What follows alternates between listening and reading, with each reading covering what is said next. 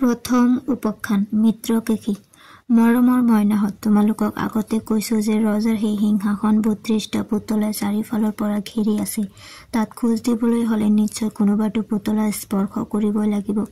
মহাৰাজ ভোজে সিংহাসন আৰোহণ কৰাৰ উদ্দেশ্য খোজ দিব ধৰোতে তেওঁৰ খোজ গৈ প্ৰথম পুতলাটোৰ মূৰত পৰিল। ৰজা চৰণৰ স্পৰ্শ পৰাৰ লগে লগে সেই পুতলাটো জীৱন্ত হৈ উঠিল আৰু ৰজাক বাধা দিলে। পুতলাটোৱে ৰজাক কলে, মহাৰাজ, আপুনি ৰজা বিক্ৰমাদিত্যৰ দৰে গুণবান হবলৈ এতিয়াও বাকী আছে। হয়, যদিহে আপুনি তেওঁৰ দৰে সাহসী, পৰাক্ৰমী, উদাৰ আদি হব পাৰিছে, তেতিয়া হলে সিংহাসনত বহিব পাৰে। এইবাৰ ৰাজভোজে পুতলাটোক কলে, তুমি কেনেকৈ ভাবিলা যে মই এই গুণবোৰৰ অধিকাৰী নহওঁ? মই ভাবো এই গুণবোৰ মোৰ তাত আছে। পুতলাটোৱে কলে, নীতিশাস্ত্ৰই কয় আপুনি দুৰ্জন, কাৰণ আপুনি নিজৰ গুণ নিজে প্ৰশংসা কৰিছে। সৎলোকে নিজৰ গুণ আনে প্ৰশংসা কৰাটোহে বিচাৰে। আয়ু, ধন, মন্ত্ৰ, দান, মান ইত্যাদি গোপনে ৰখা উচিত। নিজৰ গুণ আৰু পৰনিন্দা কীৰ্তন কৰাটো ভাল মানুহৰ লক্ষণ নহয়। পুতলাটোৰ কথাই ৰজাৰ চকু মেল খোৱালে। তেওঁ বিস্ময় ভাৱেৰে পুতলাটোক কলে, তুমি উপযুক্ত কথাকে কৈছা। মই সঁচাই সজ ব্যক্তি নহওঁ, কিন্তু যিজনৰ গুণানুকীৰ্তন তুমি কৰিছা, যিজন এই সিংহাসনৰ গৰাকী আছিল, তুমি সেইজনৰ উদাৰতা সম্পৰ্কে মোক কোৱা। পুতলাটোৱে আৰম্ভ কৰিলে, হে মহাৰাজ, এই সিংহাসনৰ অধিপতি গৰাকীজন হল ৰজা বিক্ৰমাদিত্য। তেওঁ দয়াৰ সাগৰ। কোনে তেওঁৰ ওচৰলৈ আহিলে বিমুখ হৈ যাব নালাগিব। সহায় বিচাৰি অহাজনক 1000 স্বৰ্ণমুদ্ৰা দি সহায় কৰিছিল। ভাল ব্যৱহাৰ কৰাজনক দিছিল 10,000 আৰু মহৎ ব্যক্তিক 1 লাখ, আৰু যাৰ ওপৰত সন্তুষ্ট হয় তেওঁ 1 কোটি সুবৰ্ণ মুদ্ৰা দান কৰে। আপোনাৰ যদি এনে উদাৰতা গুণ থকা বুলি ভাবিছে, সিংহাসনত বহক। পুতলাৰ কথাত ভোজ ৰজা থমকি ৰল। কিছু সময় চিন্তা কৰি উভতি গল। পুতলাটোৱে লগে লগে আগৰ ঠাইলৈ গুচি গল। দ্বিতীয় উপাখ্যান প্ৰভাৱতী। প্ৰথম দিনাৰ দৰে দ্বিতীয় দিনা ভোজ ৰজাই সিংহাসন আৰোহণ কৰিবলৈ আহি ভৰি দিওঁতে দ্বিতীয় পুতলাটোৰ মূৰত ভৰি পৰিল।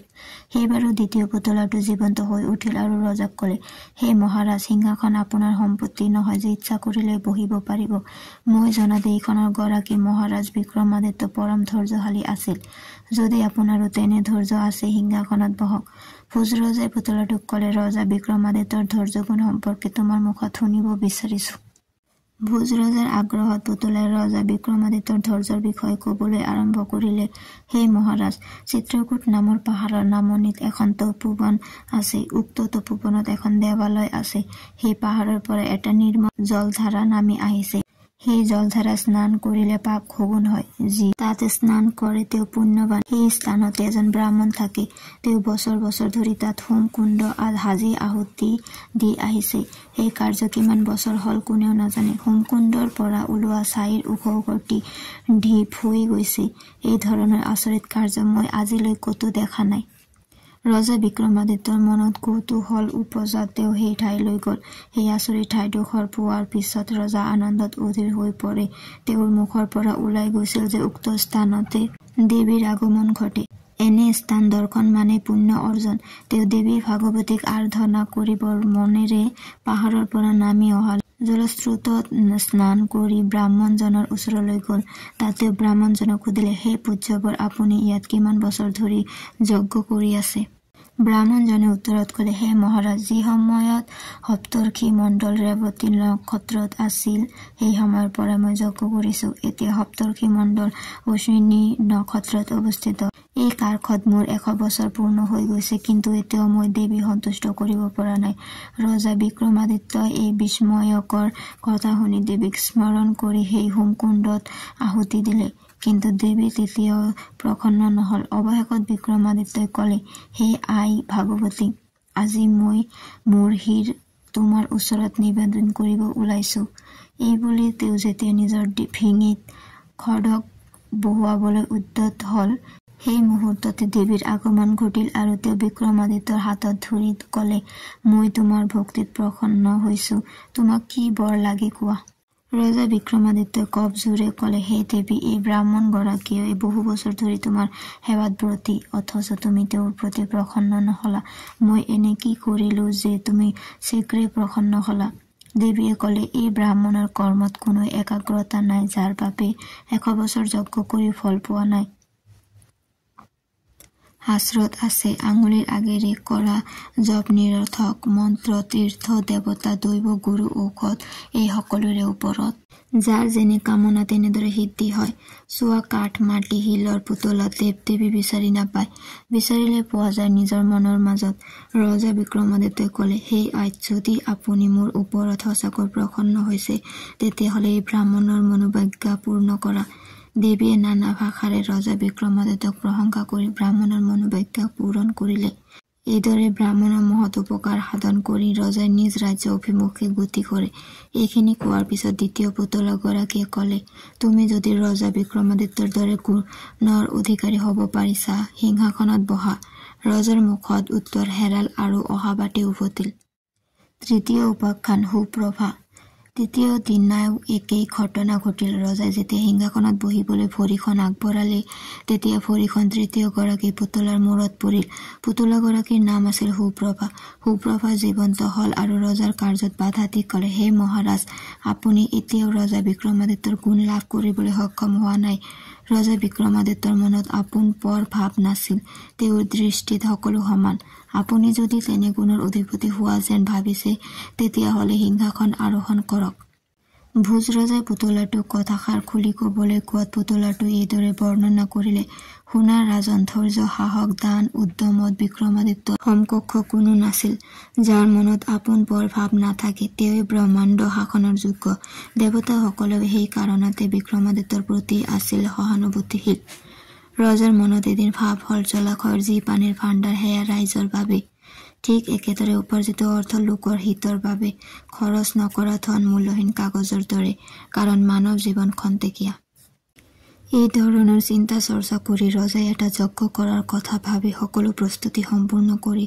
সকলোকে যজ্ঞলৈ নিমন্ত্ৰণ কৰিলে এই নিমন্ত্ৰণৰ তালিকাত আছিল মুনি দেৱতা যক্ষ আদি সকলো ৰজা বিক্ৰমাদিত্যৰ নিৰ্দেশ পালন কৰি এজন ব্ৰাহ্মণে সমুদ্ৰক নিমন্ত্ৰণ কৰিবলৈ সমুদ্ৰৰ তীৰত উপস্থিত হৈ ক'লে যে ৰজাই এতিয়া ৰাজকাৰ্য পালনত ব্যস্ত গতিকে ব্ৰাহ্মণে নিমন্ত্ৰণ ৰক্ষা কৰি তেওঁ যেন ৰজাৰ যজ্ঞত উপস্থিত থাকে ব্ৰাহ্মণে সাগৰক এই নিমন্ত্ৰণী শৰাই আগবঢ়োৱাৰ পিছত পুষ্পাঞ্জলি অৰ্পণ কৰিলে ব্ৰাহ্মণৰ নিমন্ত্ৰণ আৰু পুষ্পাৰ্ঘৰ মাজতে সাগৰ দেৱতা এজন সাধুৰ বেশেৰে আহি ব্ৰাহ্মণক ক'লে দূৰত থাকিলেও বিক্ৰমাদিত্য মোৰ বন্ধুৰ নিমন্ত্ৰণ ৰক্ষা কৰাটো মহান দায়িত্বৰ ভিতৰত পৰে যদিও মোৰ ব্যস্ততাই মোক যাব নিদিয়ে তথাপি বন্ধুৰ উদ্দেশ্য মই 4টা অমূল্য ৰত্ন পঠিয়ালো প্ৰথমটোৱে ধন দ্বিতীয়তে খাদ্যদ্ৰব্য তৃতীয়টোৱে ঘোঁৰা আৰু ধন্য আৰু চতুৰ্থটোৱে অলংকাৰ যোগান ধৰিব আশা থাকিল ৰজাই এইকেইটাক উপহাৰ স্বৰূপে গ্ৰহণ কৰিব ইতিমধ্যে বিক্ৰমাদিত্য ৰজাৰ যজ্ঞ শেষ হৈছিল যজ্ঞত উপস্থিত সকলোকে দান দক্ষিণা দিওঁতে ৰজাৰ সকলো শেষ হৈছিল সমুদ্ৰ দেৱতাৰ পৰা পোৱা 4টা মহামূল্যৱান উপহাৰে তেওঁৰ বাবে সম্বল আছিল গতিকে সেই 4টাৰ পৰা যিকোনো এটা ল'বলৈ ব্ৰাহ্মণক অনুৰোধ কৰি ৰজাই পৰামৰ্শ আগবঢ়ালে ব্ৰাহ্মণে কিন্তু নিজে একো থিৰাং কৰিব নোৱাৰিলে তেওঁ ৰজাক ক'লে যে মহাৰাজে যদি অনুমতি দিয়ে তেওঁ ঘৰত গৈ সেই বিষয়ে কিছু জানি আহিব বিচাৰে পিছত ব্ৰাহ্মণে ৰজাৰ অনুমতি লৈ ঘৰলৈ গ'ল আৰু ঘৰত ঘৈণীয়েকক সেই বিষয়ে জনোৱাত ঘৈণীয়েকে তেওঁক খাদ্যদ্ৰব্যকে ল'বলৈ পৰামৰ্শ আগবঢ়ালে তেওঁ যুক্তি দিলে যে খাদ্য অবিহনে জীৱ জগতৰ সকলো শূন্য কাৰণ খাদ্যৰ লগত দেহ আৰু দেহৰ লগত বেহা জড়িত ব্ৰাহ্মণৰ পুত্ৰই তেওঁ ঘোঁৰা আৰু সৈন্য লাভৰ ৰত্নটো ল'বলৈ পৰামৰ্শ দিলে ব্ৰাহ্মণৰ বোৱাৰীয়েকে অলংকাৰ লাভৰ আশা কৰিলে সদুশেষত ব্ৰাহ্মণে পৰিয়ালত ধনৰ গুৰুত্ব কিমান বুজালে আৰু ধন লাভৰ ৰত্নটোৰ কথা ক'লে পৰিয়ালত কোনো থিৰাং নোহোৱাত ব্ৰাহ্মণে ৰাজসভাত আহি পৰিয়ালৰ মনৰ কথাবোৰ খুলি কোৱাত ৰজাই সমুদ্ৰই দিয়া সকলো ৰত্নকে প্ৰদান কৰিলে একান্ত মনে কাহিনী শুনি থকা ভোজ ৰজাক পুতলাটোৱে দানৰ মহত্বৰ বিষয়ে ক'লে লগতে এই কথাও ক'লে যে সকলো মানুহৰ দাতব্য গুণটো নাথাকে ই এক প্ৰাকৃতিক গুণ ইচ্ছা কৰিলেও মানুহ দাতা হ'ব নোৱাৰে শেষত পুতলাটোৱে ৰজাক ক'লে আপুনি যদি ভাবিছে যে আপুনিও ৰজা বিক্ৰমাদিত্যৰ দৰে দাতা তেতিয়াহ'লে সিংহাসনত বহক ৰজা ভোজে মনৰ ভিতৰতে লাজ অনুভৱ কৰি আঁতৰি গ'ল চতুৰ্থ উপাখ্যান ইন্দ্ৰসেনা চতুৰ্থ দিনাও ৰজাই যেতিয়া সিংহাসনত বহিবলৈ আয়োজন কৰিছিল তেতিয়া ভৰি স্পৰ্শত চতুৰ্থ পুতলা ইন্দ্ৰসেনা জীৱন্ত হৈ উঠে। ইয়াৰ পিছত ৰজাই ভোজক বাধা প্ৰদান কৰি ক'লে, মহাৰাজ, সিংহাসনত বহাৰ পূৰ্বে মোৰ কথাখিনি ভালদৰে শুনক।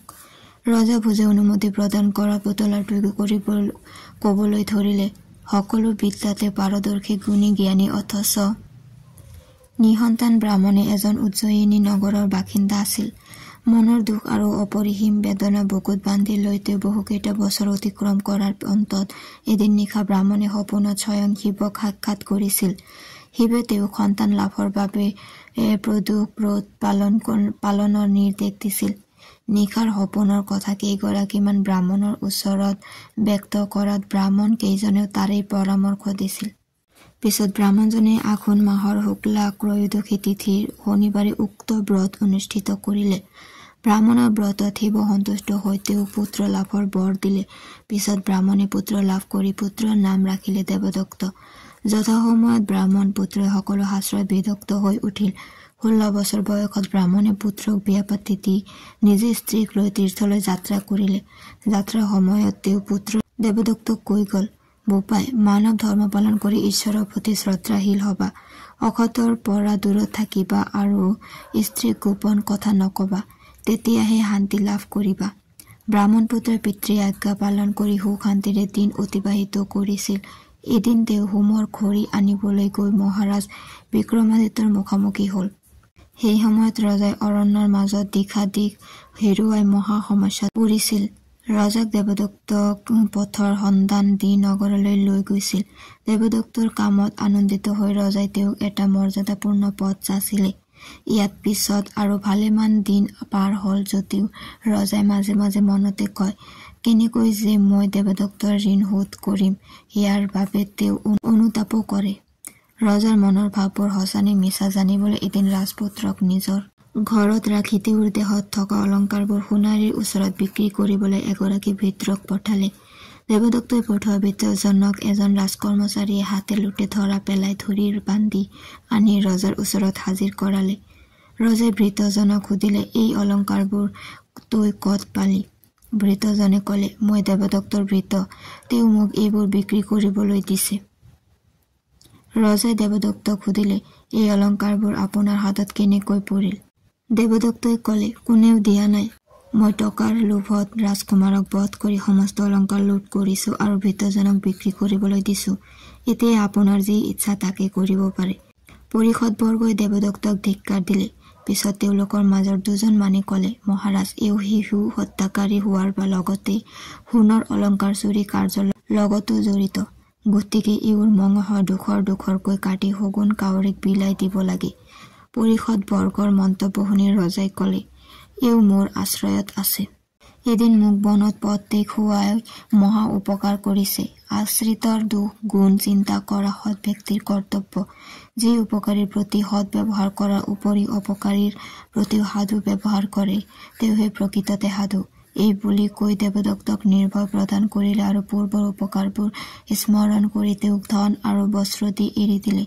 দেৱদত্তই সেই মুহূৰ্ততে ৰাজকুমাৰক ৰজাৰ হাতত গতাই দি ক্ষমা বিচাৰিলে। এয়া আকৌ কি? ৰজাই আচৰিত হৈ দেৱদত্তক সুধিলে। দেৱদত্তই ক'লে, হে মহাৰাজ, আপুনি প্ৰায়ে কৈ থকা শুনিছিলো যে মোৰ উপকাৰৰ ঋণৰ পৰা আপুনি মুক্ত হ'ব পৰা নাই। এই কথাৰ সত্যতা জানিবলৈ মই আপোনাক পৰীক্ষা কৰিছিলো। এতিয়া মোৰ বিশ্বাস জন্মিছে যে আপুনিয়ে জগতৰ শ্ৰেষ্ঠ উপকাৰী আৰু প্ৰকৃত সুজন। কাহিনী শেষ হোৱাৰ পিছত পুতলাটোৱে ভোজ ৰজাক ক'লে, মহাৰাজ, যদি আপোনাৰো বিক্ৰমাদিত্যৰ দৰে একোখিনি গুণ আছে তেতিয়াহ'লে সিংহাসনত বহক। বিক্ৰমাদিত্যৰ গুণৰ এটা অংশও নথকা বুলি অনুভৱ হোৱাৰ পিছত ৰজা ভোজে তলমূৰ কৰিলে। পিছত ইন্দ্ৰসেনা নামৰ পুতলাটোৱে মুক্তি লাভ কৰি আগৰ ঠাইলৈ গমন কৰিলে। পঞ্চম উপাখ্যান, সুদতী। পঞ্চম দিনা পুনৰ ৰজা ভোজে সিংহাসন আৰোহণ কৰিবৰ উদ্দেশ্য খোজ দিওঁতে সুদতী নামৰ পুতলাটোৰ দেহত চলন স্পৰ্শ হ'ল। লগে লগে পুতলাটো জীৱন্ত হৈ উঠি ৰজাক তেনে কাৰ্যৰ পৰা আঁতৰাই ক'লে, হে মহাৰাজ, সিংহাসনত বহাৰ পূৰ্বে আপুনি এটা কাহিনী শুনক। বিশ্ববিখ্যাত বিক্ৰমাদিত্যৰ ৰাজত্বকালত এগৰাকী সদাগৰ এদিন ৰাজসভালৈ আহি ৰজাক এটা মহামূল্যৱান ৰত্ন উপহাৰ দিলে। ৰজাই সেই ৰত্নটো আচল নে নকল জানিবলৈ অভিজ্ঞ ব্যক্তিক মাতি আনি ক'লে, এই ৰত্নটো কি আৰু কেনেকুৱা মোক জনাওক। ৰত্ন বিশেষজ্ঞজনে পৰীক্ষা কৰি ৰজাক ক'লে, এইটো এটা মহামূল্যৱান ৰত্ন, ইয়াৰ সঠিক মূল্য জনাৰ টান, গতিকে সঠিক মূল্য নজনাকৈ ৰাখিলে ভুল কৰা হ'ব। তথাপি ৰজাই সদাগৰজনক ভালেমান উপহাৰ দি ৰত্নটোৰ বিষয়ে সদাগৰজনৰ মুখৰ পৰা জানিব বিচাৰিলে। তেতিয়া সদাগৰজনে ক'লে, মহাৰাজ, এইটো এটা মূল্যৱান ৰত্ন। এই ধৰণৰ ৰত্ন এইটোৰ বাহিৰে দ্বিতীয় এটা মোৰ ঘৰত নাই। অৱশ্য অন্য ৰত্ন 10টা এতিয়াও ঘৰত আছে।